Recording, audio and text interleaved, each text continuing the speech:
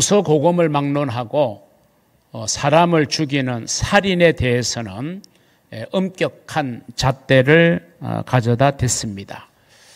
중국의 학자인 그 진수가 지은 삼국지 위지편에 나오는 동의전에 보면 고조선, 우리나라 굉장히 오래된 삼국시대가 있기 전에 그 고조선에 법이 하나 있었는데 그걸 우리는 이제 고조선 8조 금법이라고 그럽니다. 고조선이라는 사회에서 8가지의 금하는 법이 있었는데 그 법령 중에 하나가 소개되고 있는데 살인자는 즉시 사형에 처한다라고 명시되어 있다고 합니다. 사람을 죽인 자는 이유 여하 물어볼 것도 없이 즉시 사형에 처하도록 그렇게 엄격하게 규정함으로 해서 고조선의 사회는 살인을 굉장하게 엄격한 범죄로 규정하고 있습니다. 현재 우리나라가 사용하고 있는 형법에 보면 이런 조항이 있습니다. 사람을 살해한 자는 사형, 무기 또는 5년 이상의 징역에 처한다라고 규정하고 있어요. 그 어떤 살인을 저지른 사람의 상황과 또 어떤 정상을 여러 가지 것들을 참작해서 사형 아니면 무기징역 아니면 최소한 5년 이상의 징역형에 처하도록 우리나라 형법은 규정하고 있습니다. 여러분, 우리 가지고 있는 성경 구약의 율법 역시도 사람을 죽이는 살인을 엄격하게 금지하고 있죠. 우리가 잘 아는 10계명의 제6번째 계명이 뭡니까? 살인하지 말라라고 하는 계명입니다. 오늘 본문에서 예수님은 이 살인하지 말라는 이 구약의 말씀을 인용하면서 오늘 우리에게 전하고자 하는 가르침의 주제를 시작하고 있습니다. 예수님은 이 살인의 개념을 조금 더 내면으로 끌어들입니다. 우리가 살인 그러면 상대방의 목숨을 빼앗는 거잖아요. 그거는 행위거든요.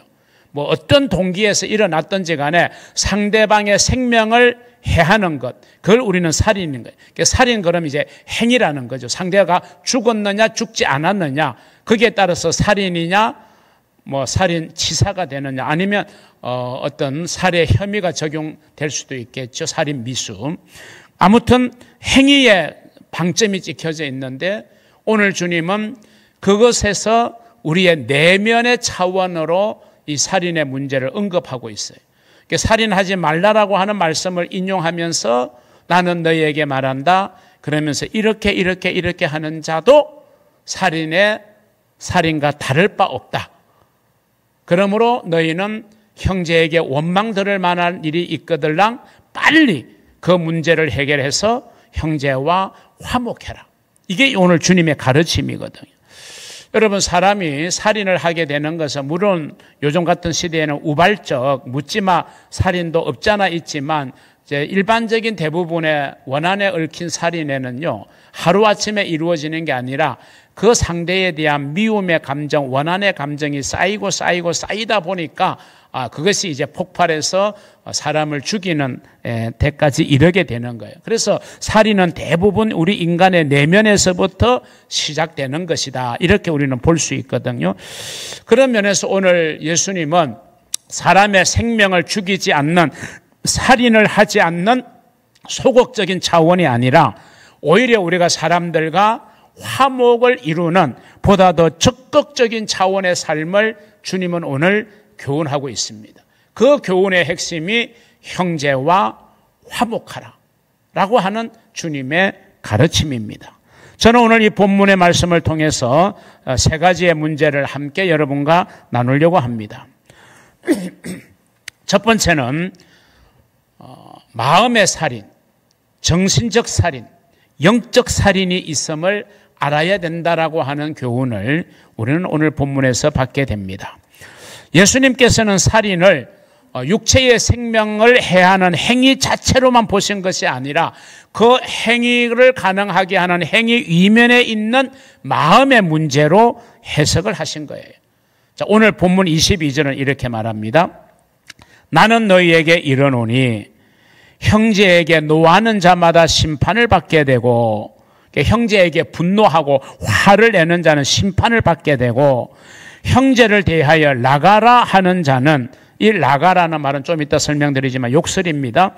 형제에 대해서 욕설을 하는 자는 공회에 잡혀가게 되고, 그리고 형제를 대하여 미련한 놈이라 하는 자는 지옥불에 들어가게 되리라. 이렇게 주님이 말씀하셨어요. 야, 정말 구약은 살인하지 말라. 그건 당연하다. 나는 살인자가 되어서는 평생 살인자라는 너울을 쓰고 살아야 되니까 누가 살인자가 되고 싶겠어요? 일반적으로는 되고 싶지 않죠. 그런데 오늘 예수님께서는 그 범위를 더 우리의 내면으로 끌어와서 형제에게 분노하지 말아라, 형제를 욕하지 말아라, 형제에게 욕설하지 말아라, 형제를 폄하하고 막 비하해서 형제를 미련한 놈이라고 말하지 말아라. 그러면 심판을 받게 되고 공회에 잡혀가게 되고 지옥불에 들어가게 될 것이다. 주님의 교훈을 듣고 보니까 구약의 율법보다도 더 마음이 무거워지는 듯 해요. 자, 형제에 대하여 나가라 하는 자는 안 된다는 거죠. 이 나가라는 것은 아람어로 말하면 아람어인데요, 이 욕설입니다. 쉽게 말하면 텅 비어 있다. 속된 말로 뭘죠? 골빈 놈이다, 이 말이죠. 우리가 상대를 향해서 이 골빈 놈아라고 말하죠. 일본어에는 그런 말이 있잖아요. 빠가야로, 이런 표현이 있는데, 이런 형제에 대해서 이런 욕하는 거, 이건 공회에 잡혀가게 되는 행위가 된다라고 하는 것이죠. 그 다음에 형제에게 미련한 놈이다. 이건 얼마나 또 모욕적인 이야기예요. 아무 쓸모없는 놈, 미련한 놈, 바보 같은 놈.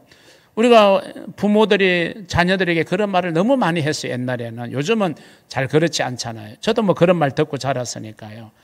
참 험한 말들을 많이 했어요, 옛날 분들. 어려운 시대를 살아서 아마 그랬을 거라고 이해는 되지만, 그래도 참 우리는 자라날 때 험한 말을 너무 많이 듣고 자랐어요. 그런데 형제에 대해서 미련한 놈이다, 어리석은 놈이다, 쓸모없는 놈이다, 이렇게 모욕해서는 안 된다는 거죠. 이런 행위들은 마치 살인과 별반 다를 바가 없다. 이런 살인을 마음의 살인, 정신적 살인, 영적인 살인이라고 우리는 이름을 붙일 수 있을 것입니다. 그래서 사람의 육체의 생명을 해하는 살인만이 살인이 아니라 우리가 사람을 비하하고 욕하고 그렇게 하는 모든 우리의 그 행위들도 우리가 마음의 살인이고 인격의 살인이고 정신적 살인일 수 있고 영적인 살인일 수 있다. 그렇게 주님은 말씀하고 있는 것입니다. 여러분, 사도 요한도 이 주제에 대해서 분명하게 언급하고 있어요. 요한 1서 3장 15절을 볼까요? 그 형제를 미워하는 자마다 어떤 자다? 살인하는 자니. 형제를 미워하는 자마다 살인하는 자니. 살인하는 자마다 영생이 그 속에 거하지 아니하는 것을 너희가 아는 바라. 주님의 교훈을 딱 일목요연하게 요한은 정리했어요. 형제를 미워하는 자는 그 형제를 살인하는 자와 다를 바 없다. 미워하는 일을 하지 말라는 거예요. 그리고 미워했어도 빨리 그 미워한 문제를 좀 풀고 해결하면서 살라라고 하는 그런 교훈의 말씀이에요. 이런 관점에서 본다면 나는 지금까지 살인하지 않았습니다라고 당당하게 손들 수 있는 사람도 한 사람도 없다는 거죠. 여러분, 지금까지 살아오면서 그 누구라도 미워하지 않으셨습니까? 아니죠. 미워했던 적이 너무 많습니다. 다 기억하지 못할 만큼 너무 많아요. 대상도 많았고 횟수도 많았고 너무 많았어요. 깊이의 정도도 심했고요. 그런데 미워하는 자마다 살인하는 자니 그만큼 우리가 미움을 가슴에 품고 사는 것은 좋지 않다는 거예요. 이건 이제 조금 있다가 더 말씀을 제가 드리도록 하겠습니다. 그래서 우리가 형제를 미워하고 형제에게 분노하고 형제를 사랑하지 못하고 저주하고 살아가는 우리들이에요.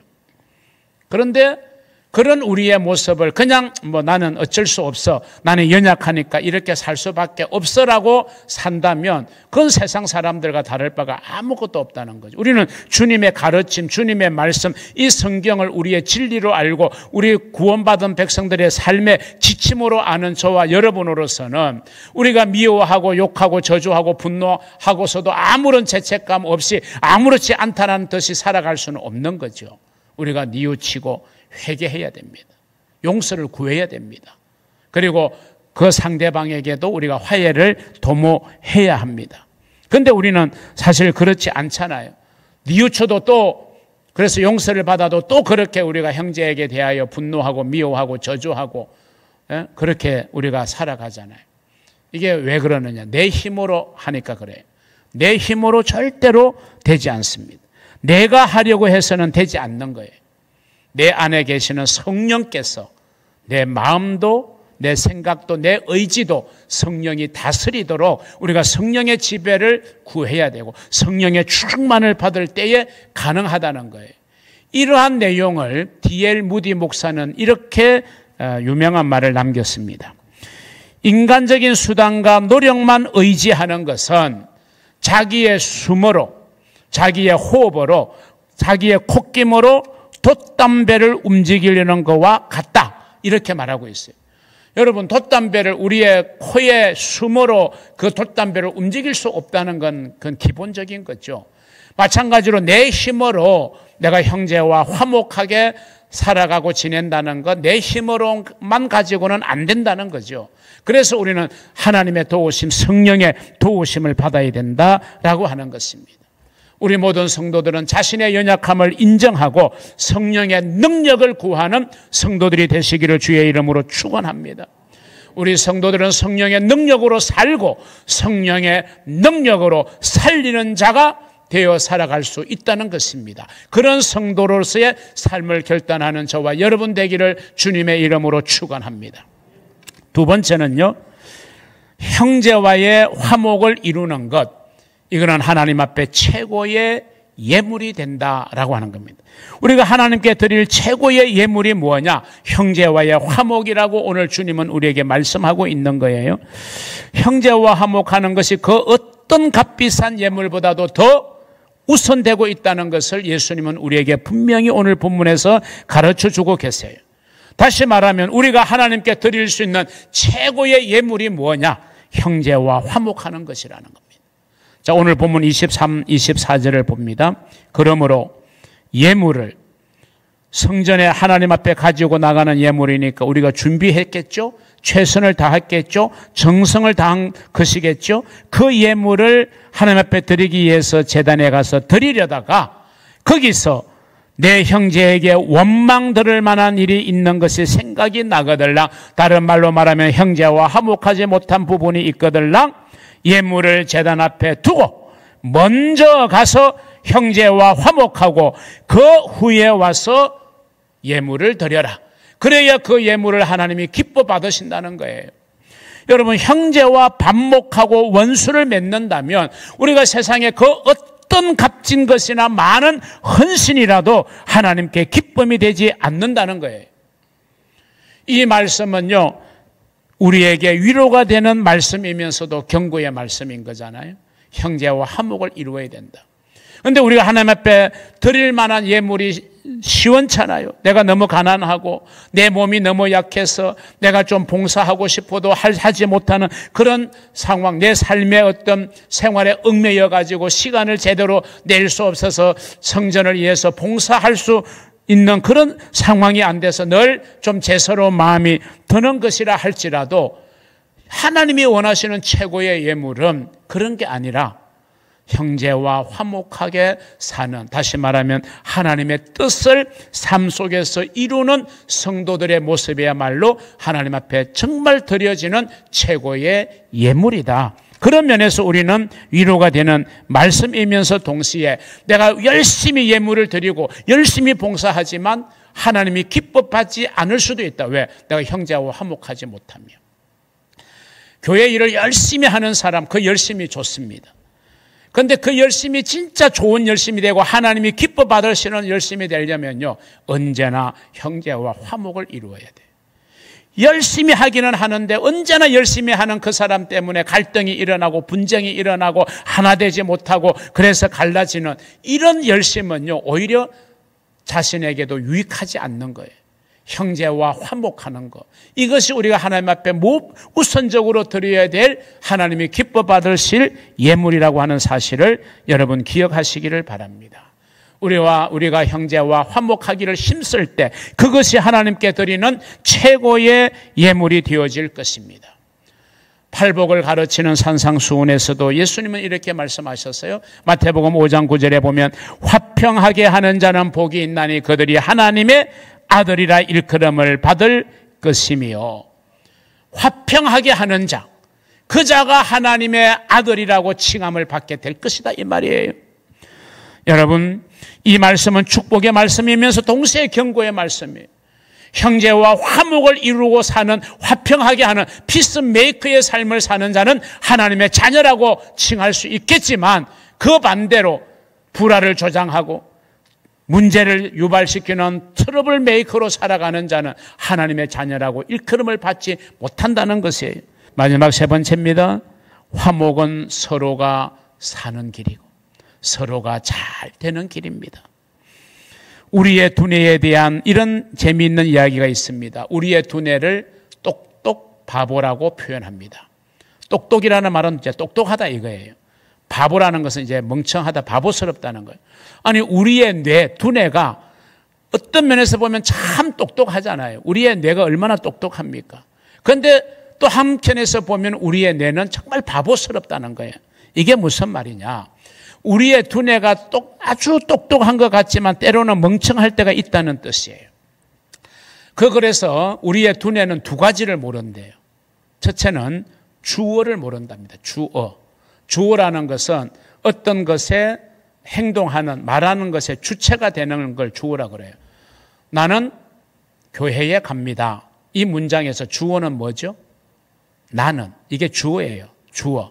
갑니다가 동사잖아요. 학교에 목적어죠. 나는 학교에 갑니다. 그래서 나는, 내가 주어가 되는 거예요. 어떤 말과 행동의 주체를 우리는 주어라고 할 수 있어요. 그런데 이 주어를 잘 분간하지 못한다는 거예요. 우리의 뇌가. 무슨 말이냐? 내가 막 상대방을 굉장히 미워하고 욕하고 막 저주하고 험담하면서 상대방을 막 내가 깎아내린다고 가정을 해보십시다. 내가 아무리 상대방을 미워하고 깎아내리고 저주해요. 그러면 그 내가 미워하고 깎아내리고 저주하는 것의 대상은 누구예요? 상대예요. 그런데 두뇌는 그걸 몰라요. 내가 아무리 상대방을 욕하고 깎아내려도 상대방은 멀쩡하고 건강해요. 그런데 그렇게 말하는 나는 어떻게 돼요? 오히려 내가 더 손해가 돼요. 내가 더 기분이 나빠지고 건강이 나빠지고 막 마음속에서 쓴물이 올라오는 거예요. 내가 분명히 상대방을 욕하고 상대방을 저주하는데 상대방은 아무렇지 않아. 그렇게 말하는 내가 오히려 기분이 나빠지는 거예요. 그 건강에 손상이 오는 거예요. 그것은 두뇌가 주어를 잘 모르기 때문에 그래요. 그러므로 예수 믿는 사람은 어떻게 해야 되느냐? 그냥 남을 용서해요. 남을 축복해요. 남을 사랑하면 됩니다. 그러면 내가 복을 받고 내가 건강하게 되어질 것이에요. 또 하나, 두뇌는 뭘 모르느냐? 시제를 몰라요. 시제는 뭐냐면 우리가 흔히 과거, 현재, 미래 크게 세 가지가 있잖아요. 과거 시제, 현재 시제, 미래 시제. 물론 뭐 영어 문법에는 더 이제 자세하게 하면 과거 완료가 있고요. 현재 진행이라는 것도 있어요. 현재형도 있지만 현재 진행형도 있고요. 미래. 여러분, 두뇌는 시제를 몰라요. 내가 과거에 받은 상처를 더 올리면요. 분명히 그 과거는 그 상처는 과거에 받았어요. 그걸 받았을 때 막 속이 서리고 마음이 아팠어요. 그런데 1년이 지나고 2년이 지나고 어떤 상처는 10년, 30년이 지난 오늘에도 그 10년, 30년 전에 그 일을 생각을 하면 막 속이 서리고 막 화가 나고 어찌할 줄을 모르는 그런 모습을 보일 때가 우리에게 있어요.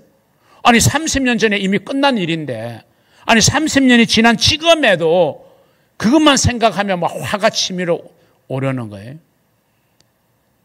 벌써 30년이라는 긴 시간이고 그 사건은 과거인데 현재 나에게 영향을 주고 있는 거예요. 얼마나 우리 두뇌가 이럴 때는 어리석습니까? 시제를 몰라요.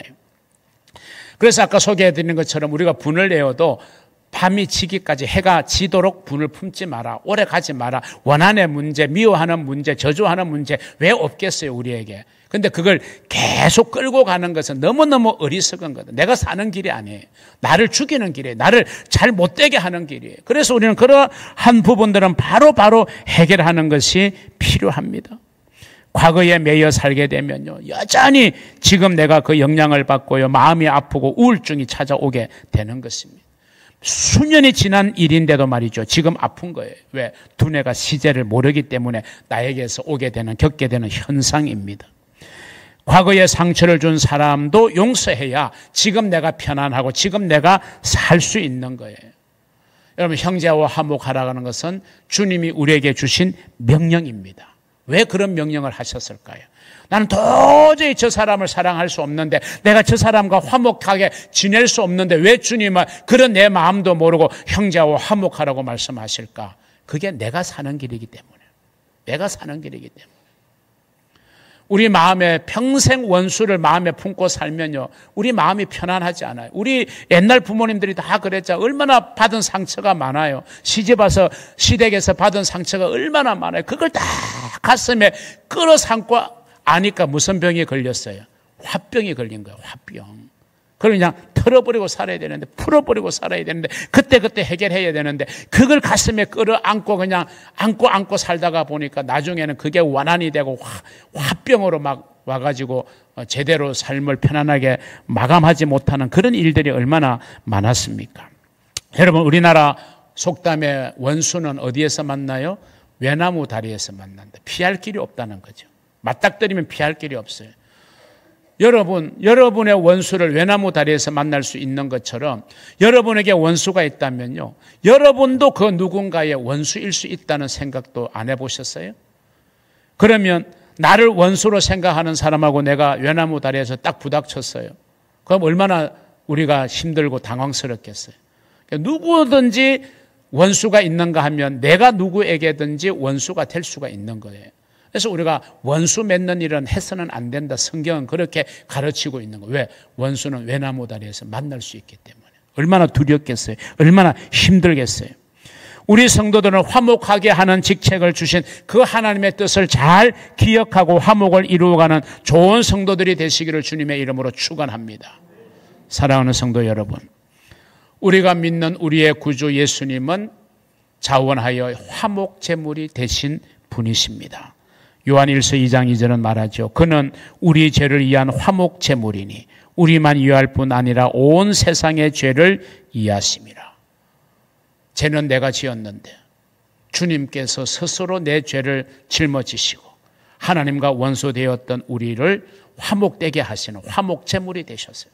그래서 예수 안에서 우리는 하나님과 화목을 이루게 된 것이죠. 그 우리의 화목 제물이 되신 예수님께서 오늘 우리에게도 뭐라고 말씀하느냐? 화목을 이루는 일꾼이 되라. 이렇게 말씀하셔요. 고린도후서 5장 18절에 볼까요? 모든 것이 하나님께로서 났으며 그가 그리스도로 말미암아 우리를 자기와 화목하게 하시고, 우리를 자기와 화목하게 하시고 그리스도로 말미암아 하나님과 우리와 화목하게 됐는데 우리에게는 화목하게 하는 직분을 주셨으니 아멘. 목사도 하나님과 화목하게 되었으니 사람과 화목하게 하는 직분을 받은 자요.